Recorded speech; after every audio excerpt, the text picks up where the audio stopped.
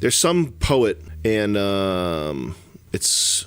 Oh, Tupac. T.S. Eliot, I think. I think something that T.S. Eliot wrote, he gave it to another poet for feedback, and the thing the guy wrote back to him was, verse not good enough to warrant so much of it. And this is like T.S. Eliot, or whoever it was, like one of the most highly regarded poets. Verse not good enough to warrant so much of it.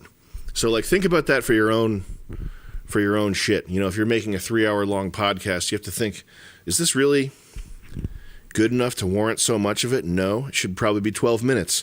All right, Joey, edit this down to 12 minutes.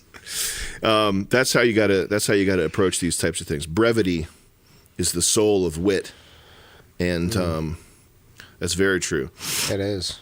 That's why the longer this thing goes, the more I know it is crap.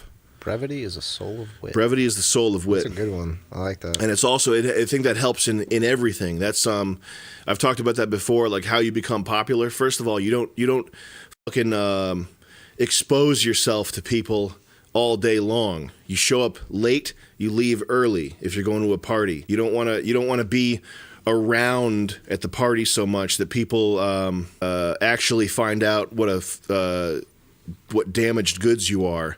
And get, tired of you, okay? That's why you show up late, you leave early. You show up, hey, is this the party? Oh, okay, I had to get here late. All right. Hey, guys, see you later. Pete, hey, see you, buddy. That's how you end it. And then they go, hey, I like that guy didn't annoy the bejesus out of me. Yeah. I only saw him for 20 minutes. He must be cool. I do the opposite. And I've noticed, like, in the chat I was in, like, I noticed I was, like, talking way too much in there and, like, getting too comfortable. Mm-hmm. Because I think I'm good at making a first impression on people and, like, being likable and shit. But then I get very comfortable in that until I'm not liked. Well, this is a different thing. I don't think it's. I don't think it's. Resonate with if we're talking, if you were a regular person, if you were working some regular job, then it would be more important that you're liked and like tolerable by people that you're not close to. Yeah. You know what I mean? That's important for normal, like 9-to-5 people. Like you have to be able to get along with like assholes, basically. The people that work at 9-to-5 jobs they're all assholes. The thing that's the most upsetting about 9-to-5 jobs is that, like, I don't know how to explain it without imitating the joke. It would be like if you showed up at work and I was like making some joke and I was like, hey buddy, have some trash.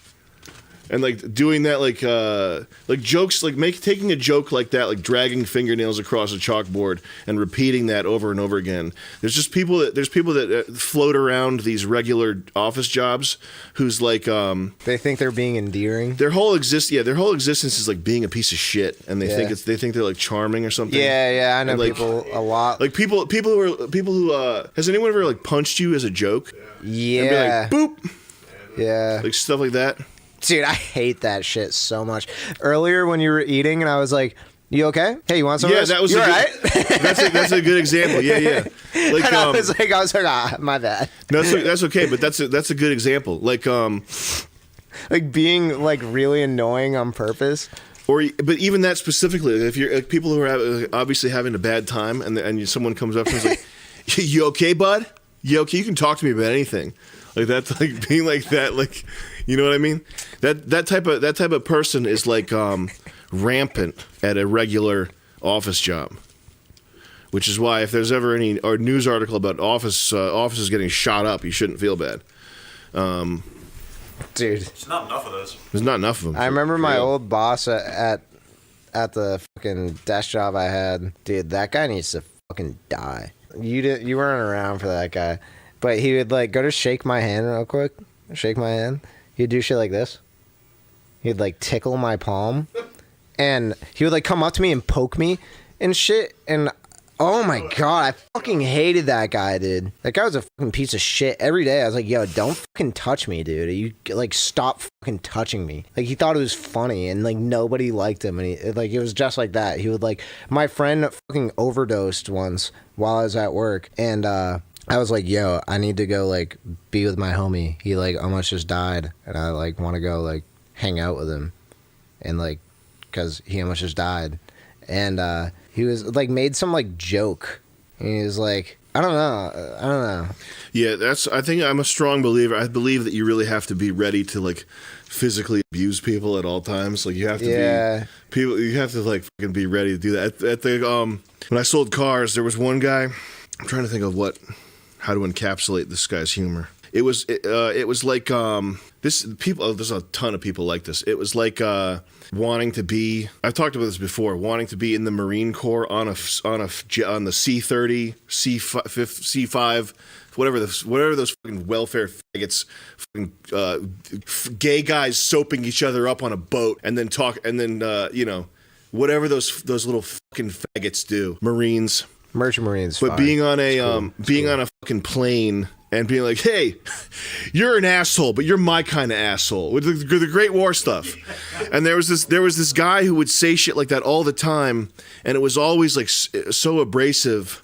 Like I remember one time my car high beams were stuck on, and so I put tape over them, so over the top part, so it wouldn't like blind people. And he was like, "Hey, pretty cool looking tape you got there on your car, guy. What's that for?" And I was like, "It's because the high beams are stuck on. I don't want to like blind people." And he's like, "Yeah, I guess you're not such an asshole after all." Like people. That's like a. I want to like fish for people that'll treat me like that now, so I can just. They're all just go get a 9-to-5 job at an office. They're all over the place. I want to do that just so I can like have an excuse to like fight somebody. That's the real problem with offices. It's not even like sexual harassment or anything like that. It's just that people like suck. A lot of these places needs to get shot up. They really do, bro. I've thought about that. I really want to get a call center job. Really? That would be so cool. We should do that. Next time. With like the security camera glasses. Call people up. Hello, sir. Have you thought about fucking yourself today? Next time we have like a really big win, we should take like a month just doing that. Yeah. Like not even to film it, not even for content, just because it'd be awesome. Yeah. Like all of this, I'll show up at the same place. Yeah. And, like some credit card. Like we should do that like twice a year. Like we all get like find a place that's hiring cool. like 5 positions and we film them, and we just fucking ruin their company. We ruin them. Like taking a call, like being at a call center and some woman answers, and you just try to like meet up with her. Yeah. Like, oh, you sound hot. Could you put your daughter on the phone? Yeah, could you put your daughter on the phone? Remember that ice cream prank people were doing where they would order ice cream and throw it back? Doing that to someone like drives this fucking and go, fuck you, faggot. Suck my fucking dick. And then the manager's like, what? And it's like, fuck you too, idiot. And it's like going like nuclear. I did this for a joke. This whole job is a joke to me. One of us has to work there for like 9 months so we actually become managers. And we get we get everyone in. And then we reveal, we have like the regional manager come in. We like cool. Wait for that, like we really go deep with it. Yeah. We should sell cars. Selling cars would be really fun. It's really not. Well, it would be it's fun. It's only fun if you have nothing to lose. It would be, that we need to get nothing to lose money. We need to have so much money that if you actually need the money, selling cars like torture. Oh, I bet you actually need the money because customers feel like they have like license to treat you poorly because every movie they've ever watched has like a seedy used car salesman, and they think they know the art of the deal. They think they're gonna get the best deal. Yeah. Of the main problem with all that here. The big problem with all that is like if you're gonna negotiate on a car, the best deal you can possibly ever get in 1 million years is maybe you get like $4,000 off the price of the car on like a $35,000 car. So you pay $31,000 instead of $35,000. You know what I mean? Yeah. And it's like the problem most people have is that buying a car is like financially kneecapping yourself.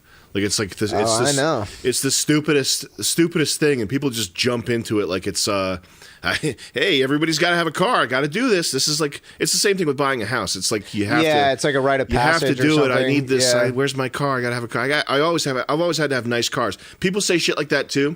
Like people who like I see their income.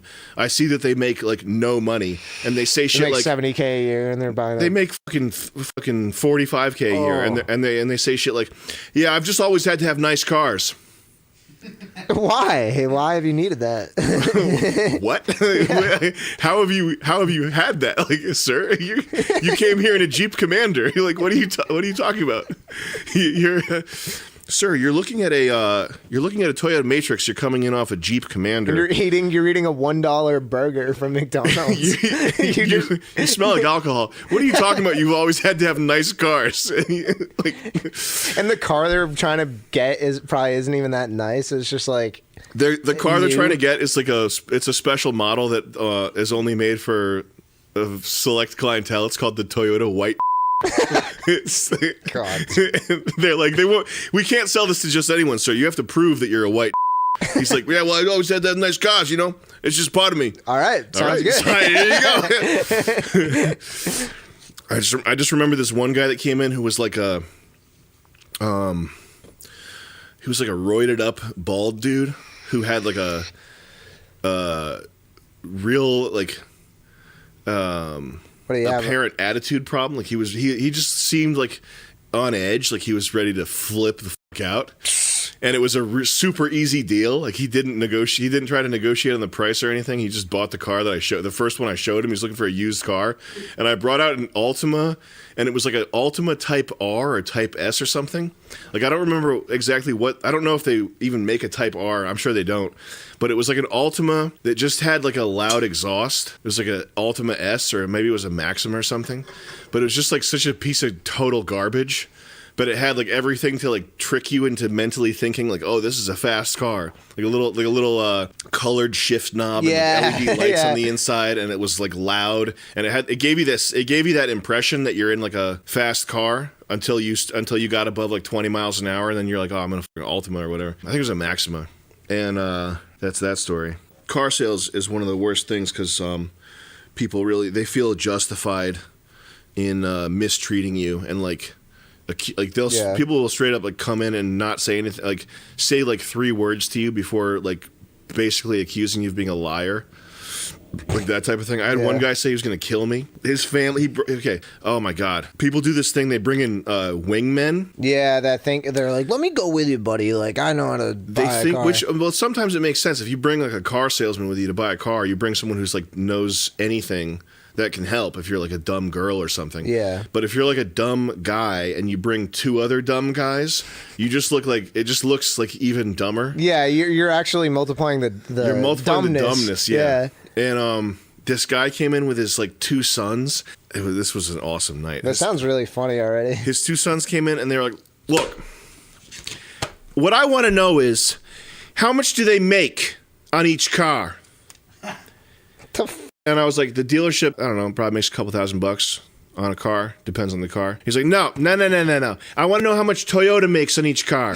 Well, let me call Toyota. And then he dropped an analogy as if this clarifies things. He went, you know how BMW's like 65 grand, but it only costs to make it only costs them 20 grand, and like the profit margin for selling cars is probably like 1 or 2%. It's probably some like razor thin percentage. Yeah, you know how they make 65 grand, but it only costs them 20 grand. I want to know that number. Like as if anybody at the delership you have a book that you open has the ability. Yeah. Oh yeah, let's see, Corolla Type S. It's not even a book; it's just a piece of paper that says it's that one car. It's like a laminated sheet that says a handwritten laminated sheet that says 5,000. Yeah, brand new Venza crossover SUVs cost us 5,000.